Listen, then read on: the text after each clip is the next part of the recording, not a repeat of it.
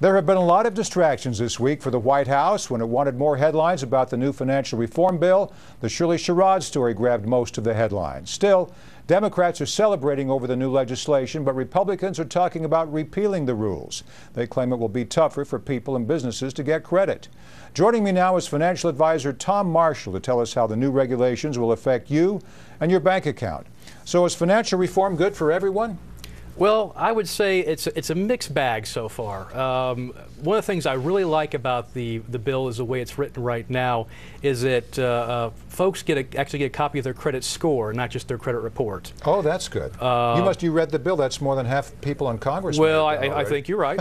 I think you're right. Because that's news to me, because we see all these commercials that you have to pay for your credit report. Now you get that. You get that if you are turned down for any type of loan, you are able to get a copy of your credit report and now your credit score as well. Good. So that's a good thing.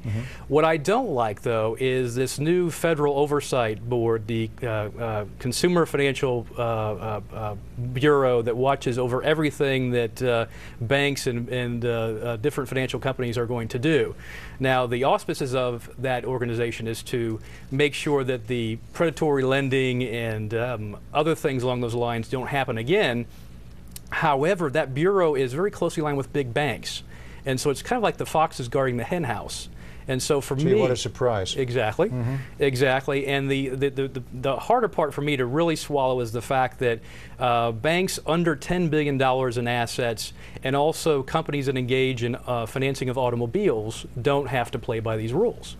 And so a significant majority of the ongoing finance of your average consumer isn't even touched by this legislation. Why is that? Sounds like some lobbying took effect. I wasn't involved in that, but I can only imagine that there is some lobbying going on that changed the rules, how they apply to different companies and that sort of a thing. But you're exactly right. Republicans want to repeal some of these regulations. Why? I think the Republicans want to repeal it because there is an onerous amount of documentation that is required for anybody who wants to get a loan right now. 3 or 4 years ago, we had it where anybody with a pulse, even some people who were dead, we found out could actually apply for loans and get credit. And so now the pendulum has swung to the opposite side, where it's incredibly difficult to get credit, to get loans. One of our clients actually had to jump through numerous hoops. And 3 years ago when we financed a loan, it was a slam dunk no-brainer. Somebody who was very qualified. So. The Payzar came out today saying he didn't recoup and couldn't recoup $1.6 billion given to top executives of big banks who were part of the bailout. Can they be trusted? I would say no. I mean, can anybody be true?